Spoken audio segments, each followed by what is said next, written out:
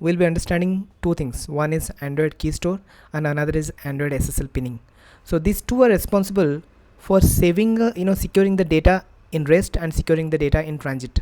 So Android Keystore will basically usually create a secret key, and that will safeguard that particular key, so that it would not easy to extract the key from the outside. Even if in the rooted device also, it is difficult to extract the key, and that key will be responsible to encrypt or decrypt the data, so that if the Android system, Android Keystore basically secure that particular key, so that that key can again rather handle the encryption and decryption of the sensitive information. So that is what we can safeguard the data in rest. Second one is SSL pinning, Android SSL pinning.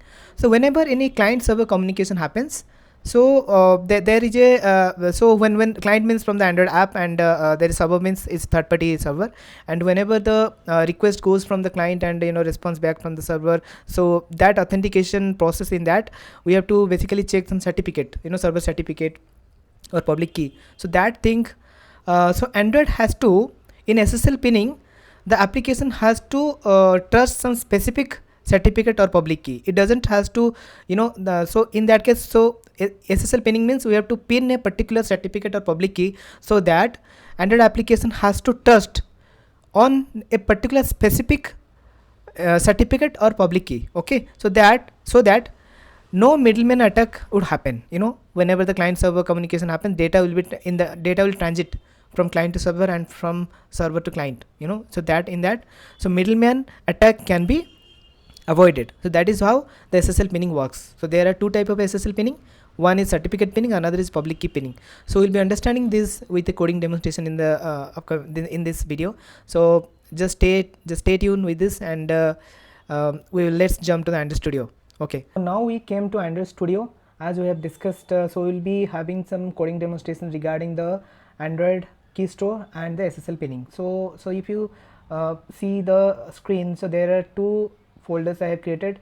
One is secure storage, one is SSL pinning. So let's first understand how the Android Keystore works, and how in programmatically how we can do that.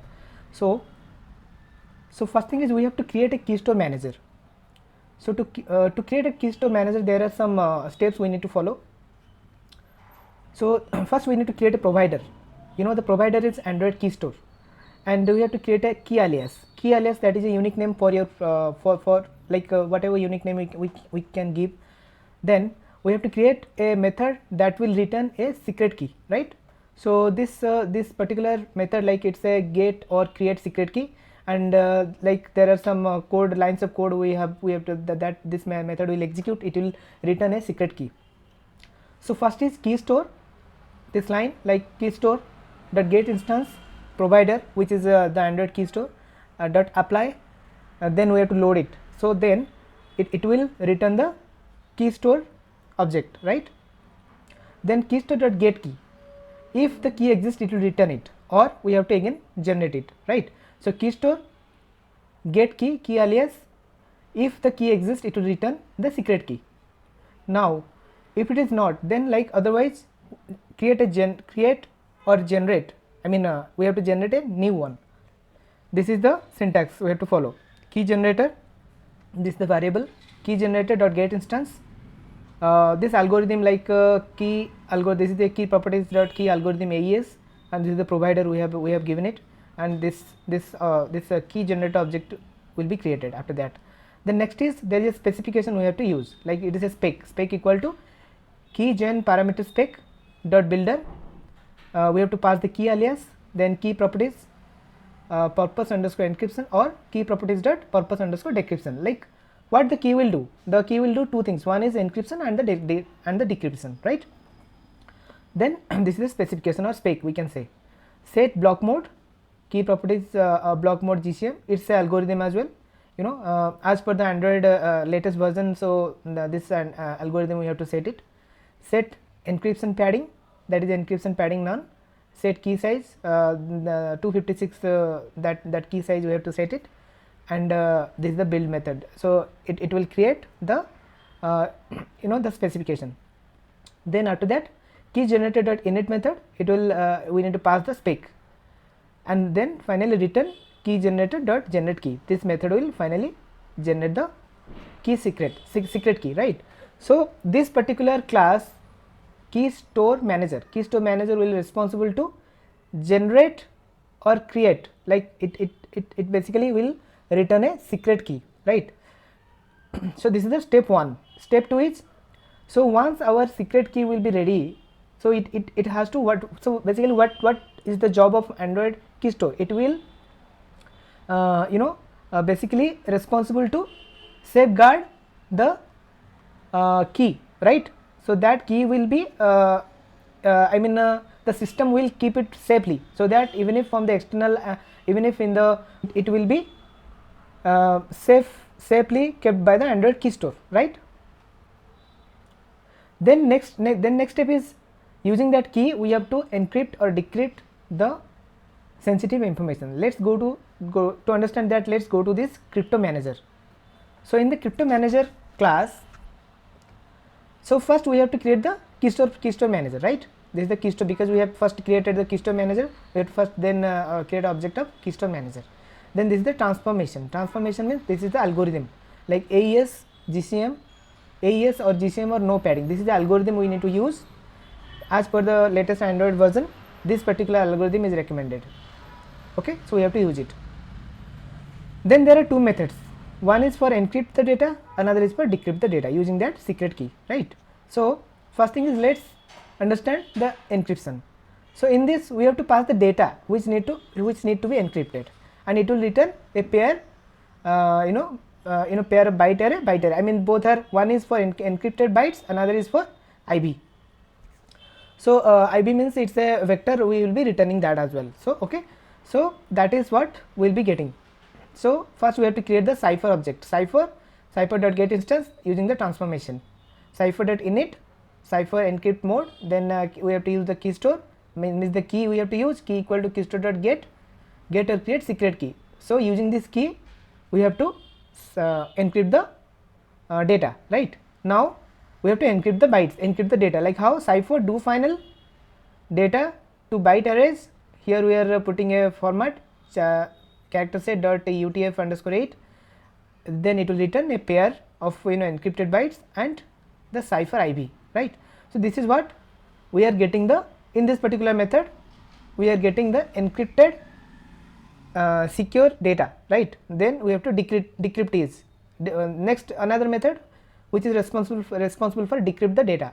So we have to first insert the encrypted data in the first parameter. Second parameter the same IB, what we have get in the encrypted method, same IB we have to pass it and this method will return a string. So string is basically the actual data. So now what are the lines of code we need to execute? First is cipher, we have to create the cipher, like cipher dot get instance transformation, then there is the specific spec, GCM parameter spec, and GCM requires 128-bit authentication, tag length by default. Okay, so that is what we have to mention it, 128 sorry, and this is the IB, right? Now cipher dot init, cipher dot decrypt underscore mode, this is the keystore, I mean the key we have to use from the keystore dot get or create secret key. Also we have to pass the spec, right? So this particular method we have initiated. Then we need to get the decoded bytes, like decoded bytes, cipher dot do final, we have to pass on the encrypted data. Okay, finally we have to convert the string decoded bytes, the character format, like character set utf underscore 8. Okay, then it will give us the actual string. So now how to use it from the UI class, like UI basically activity, right? So in the activity first we have to create a crypto manager, because we have to call that for our encryption and decryption. So this is the sensitive data, this is secret message. So the work of the Android Keystore is to encrypt, I mean basically the job of the Android Keystore is to safeguard a key, right? So that it will not extracted or it will not taken away from the Android system.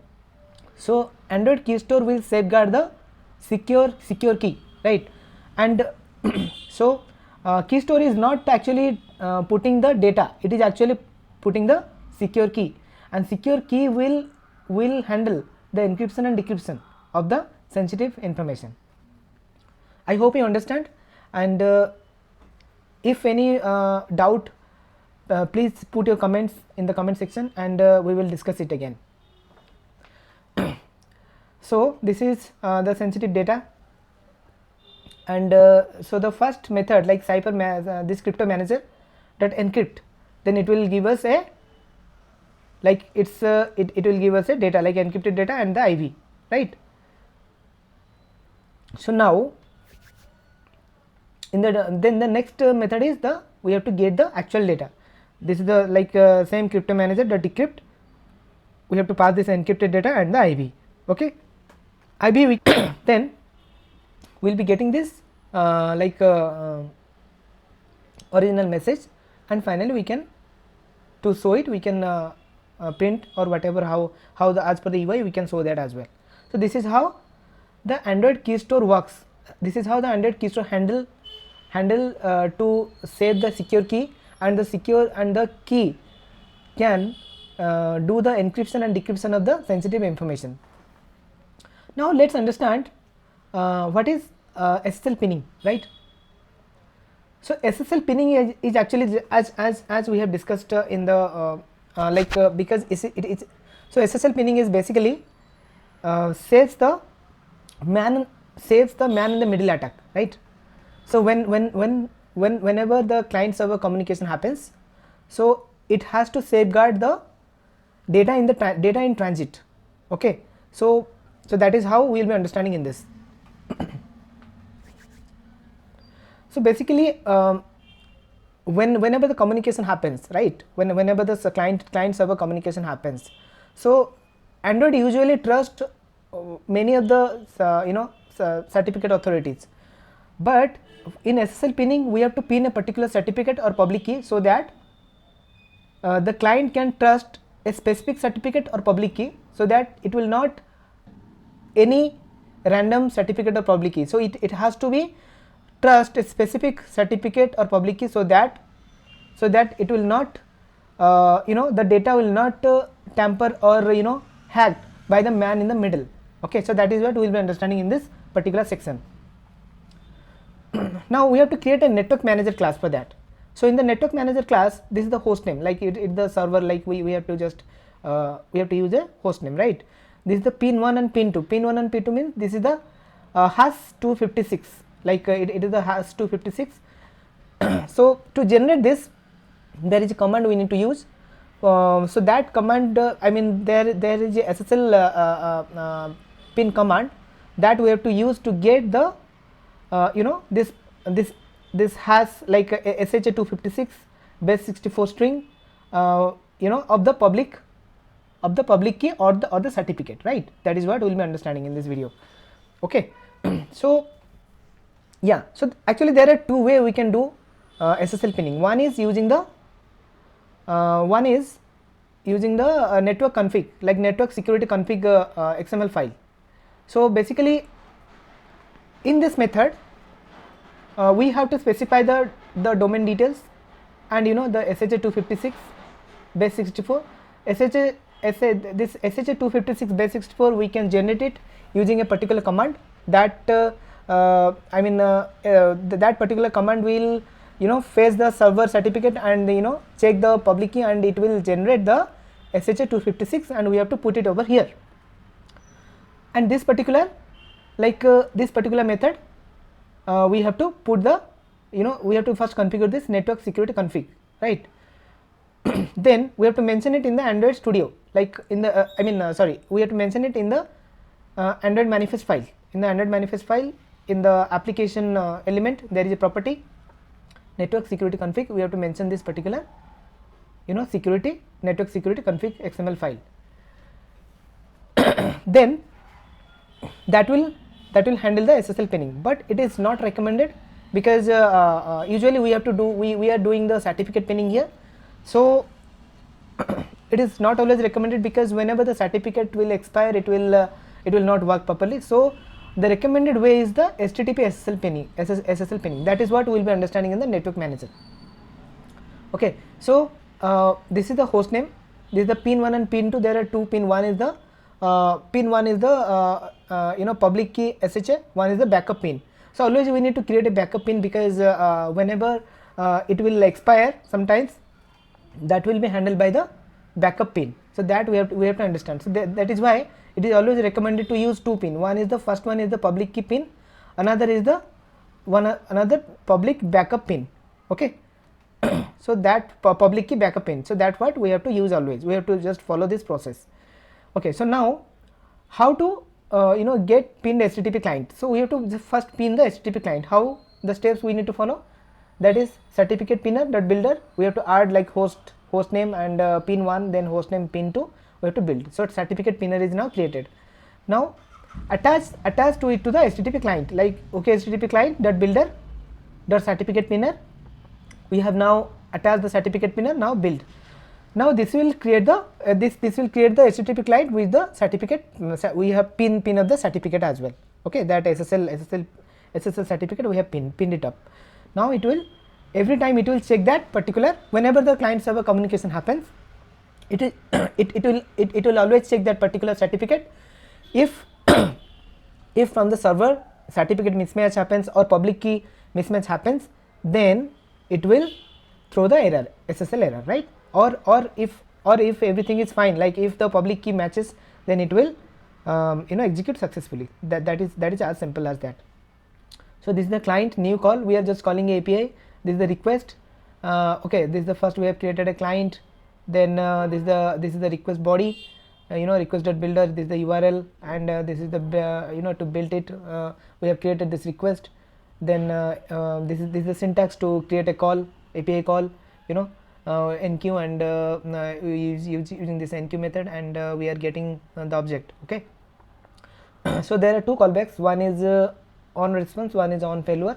So in the on response, if a response is successful, then it will print success, or if it or in case it will fail, then it will print a error with network error. Okay, whatever possible error scenario, this error message will be printed. So now we have understand, it is a very simple step here. So first method we have to pin up the certificate. Okay, we have to first pin up the SSL certificate to the HTTP client. That is the step 1. Then we have to make a API call using that particular, then automatically it will handle that SSL pinning. And here another important thing is, there are two type of SSL pinning. One is certificate pinning, another is public key pinning, right? So certificate pinning is not recommended because of sometimes certificate may expire, it will API calls. But in case of public key, we can handle it using two pin. One is one is the public one. The first one is the public key pin, another is the backup public key pin, right? So that sometimes if it will break, but it will handle by the public, it will handle by the backup pin as well. So that is how that is how it works. I hope you understand these two topics, and the first one is Android Keystore, second one is SSL pinning. Both are quite important in terms of data security in REST and data security in transit. So so that's it in this video. If you like, please subscribe and share to others, and hit that like button, and we will discuss in the next video. Thank you.